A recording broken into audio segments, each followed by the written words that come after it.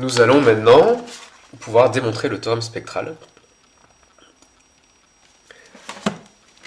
Nous allons voir donc, c'est une preuve assez originale, on va raisonner par récurrence sur la dimension de E, puisqu'on a supposé que E était un espace euclidien, donc il est de dimension finie, n qui est un antinaturel, et quand on a des antinaturels, on peut faire une preuve par récurrence.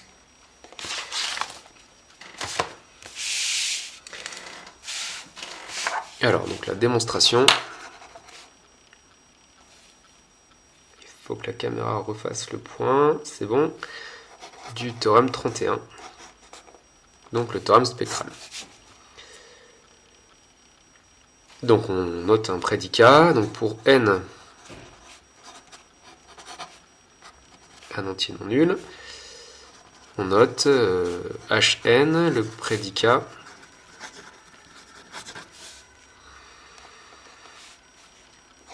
donc si E est euclidien de dimension n,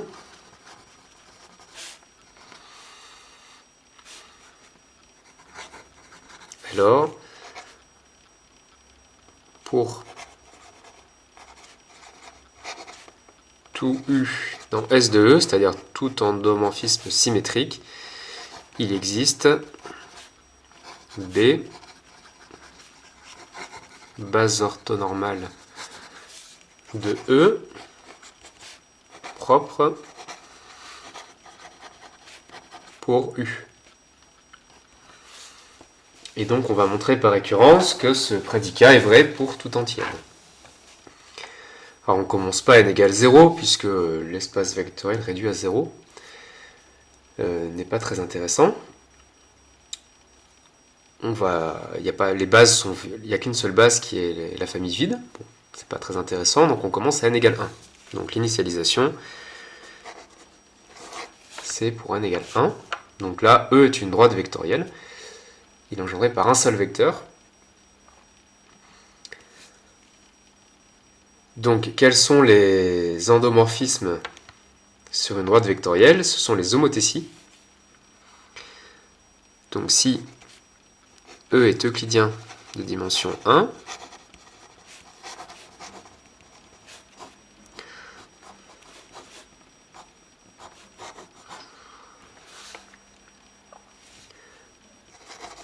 donc les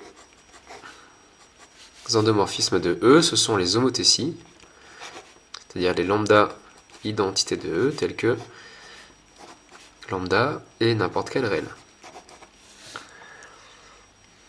Alors on peut le prouver, donc on prend B, une famille avec un seul vecteur qui est une base de E. Donc c'est-à-dire qu'il suffit de prendre un vecteur non nul en fait. Du coup il est libre, et comme on est en dimension 1 et qu'il est libre, et qu'il y a un seul vecteur, c'est une base. Donc on a U de E1 qui appartient à E, qui est engendré par E1. Et donc, il existe un réel lambda tel que U de E1 s'écrit lambda E1. Et comme donc U et lambda identité de E coïncident sur une base,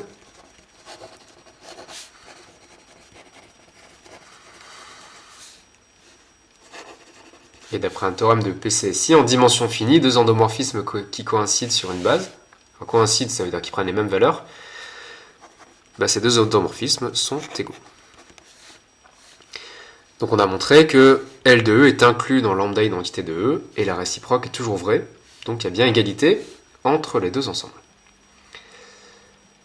Donc, les endomorphismes de E sont exactement les homothéties, et on a vu au début du paragraphe que les homothéties sont des endomorphismes symétriques. Donc là, on a que L de E est en fait égal à S de E. Et donc, si U appartient à S de E. U est une homothétie. Pardon, pas L de E, S de E. Donc si U est symétrique, alors comme S de E égale L de E, on peut dire que U est une homothétie. Et donc là, dans n'importe quelle base, la matrice de U est diagonale, en particulier dans les bases orthonormales. Donc dans n'importe quelle, ou même, n'importe quelle base orthonormale de E est propre pour U. Donc là, c'est pas qu'il en existe une, c'est qu'il est vrai pour toutes les bases orthonormales. Puisque pour une homothétie, on a U de x égale lambda x, donc tous les vecteurs non nuls sont en fait des vecteurs propres. Donc on vient d'initialiser notre prédicat. Alors pour l'hérédité, donc là, on se donne n un entier naturel non nul, fixé, pour lequel Hn est vrai. Et on va montrer que Hn plus 1 est vrai.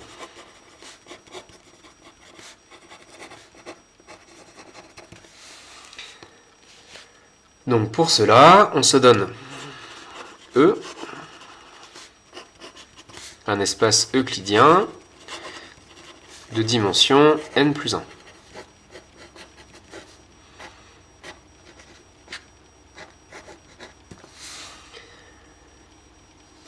Et on se donne U, un endomorphisme symétrique de E. Et donc on va essayer de construire une base orthonormale dans laquelle, qui est formée de vecteurs propres de U.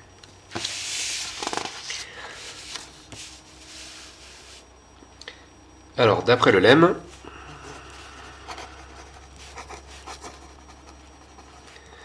le spectre de U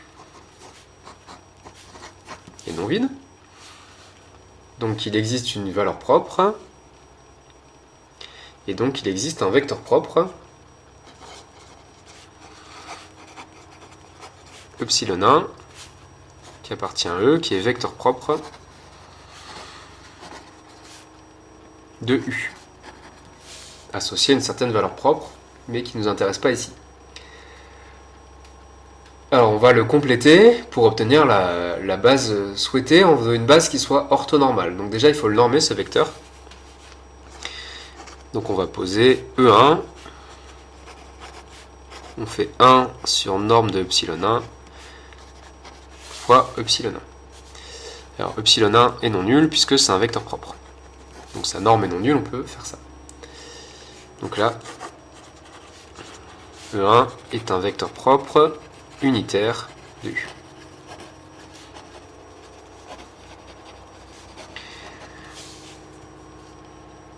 Puisqu'on a vu qu'un espace propre est un sous-espace vectoriel, donc si on prend un vecteur propre et qu'on le multiplie par un scalaire, ça reste un vecteur propre, tant qu'il est non nul. Alors ensuite, on appelle D la droite vectorielle engendrée par E1. Alors comme E est euclidien,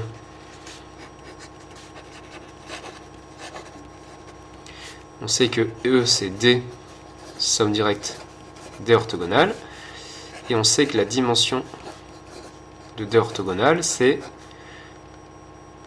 la dimension de E moins la dimension de D, ça fait n plus 1 moins 1, ça fait n.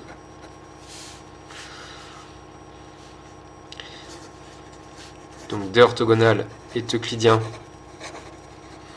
Donc on prend le produit scalaire de E et on le restreint à D orthogonal. Donc ça reste un espace euclidien. Et il est de dimension n. Ensuite, d'après le deuxième exemple qu'on a vu, donc il faut dire que alors D est stable par U. Donc ça, on l'a vu dans le chapitre sur la réduction. Quand est-ce qu'une droite est stable? C'est quand elle est engendrée par un vecteur propre. Or, c'est le cas, elle est engendrée par E1. Donc ça, c'est car E1 est un vecteur propre de U. Comme U est symétrique, d'après le deuxième exemple qu'on a étudié, on sait que D orthogonal est stable par U. Et donc U induit un endomorphisme V de D orthogonal. Donc on a vu qu'on a un espace stable.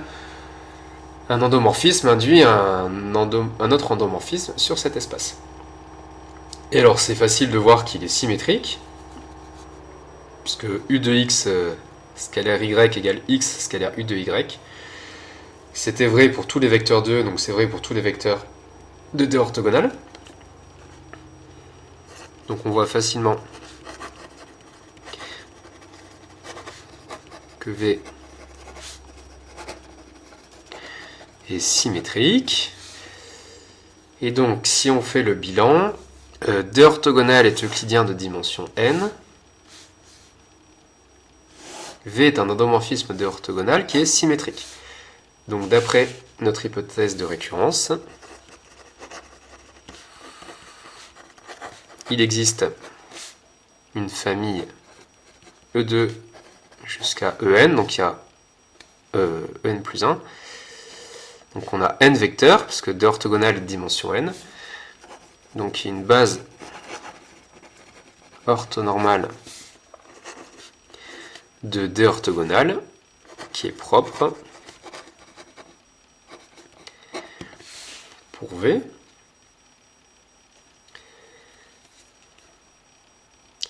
Et donc, comme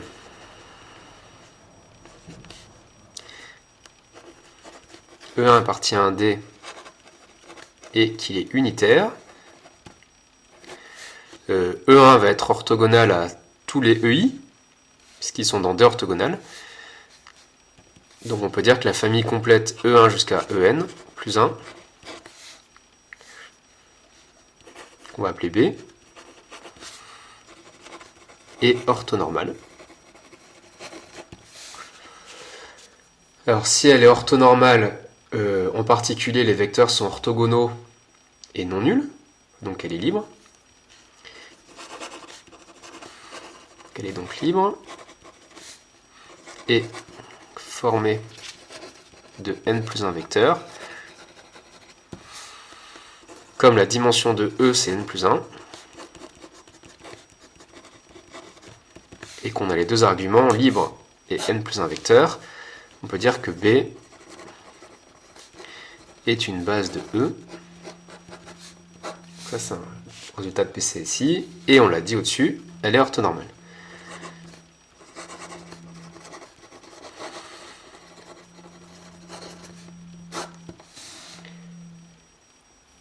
Dernière chose, E1 par construction c'est un vecteur propre de U, et E2, En plus 1 c'était des vecteurs propres de V, mais V est une restriction de U, donc E2, En plus 1 sont aussi des vecteurs propres de U.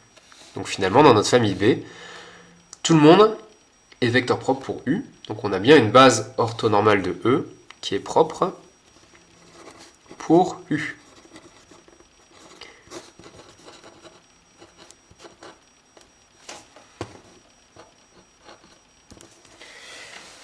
Et donc c'est gagné, on a bien montré qu'on a une base orthonormale propre pour notre endomorphisme en dimension n plus 1.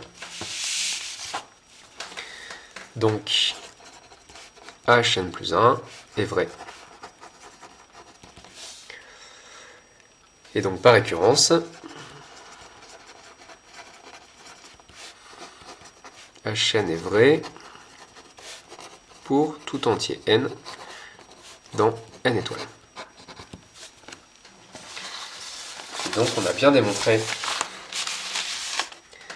notre théorème spectral, un endomorphisme symétrique et diagonalisable dans une base orthonormale. Bon, par contre, on voit que la démonstration par récurrence ne nous aide pas trop. à construire cette base orthonormale quand on nous donnera des exemples. C'est plutôt une démonstration abstraite, mais c'est pas une démonstration constructive.